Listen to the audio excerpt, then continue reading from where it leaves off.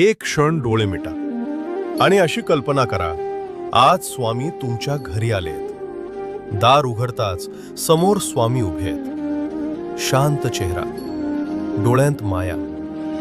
ते आत येतात. कसलाही प्रश्न न विचारता तुमच्या बाजूला बसतात आणि हळूच म्हणतात, तू खूप काही सहन केलेस आणि तरीही तू उभा आहेस. हेच तुझं खरं सामर्थ्य आहे.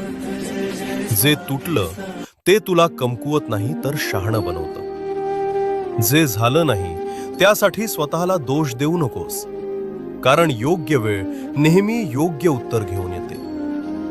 स्वामी तुमच्याकडे शांत नजरेनं पाहतात आणि पुढे म्हणतात, आयुष्य तुला तोडायला आलं नाही, ते तुला घडवायला आलंय. त्या एका क्षणात मन हलकं होतं, श्वास शांत होतो आणि आत कुठेतरी नवी उमेद जागी होते.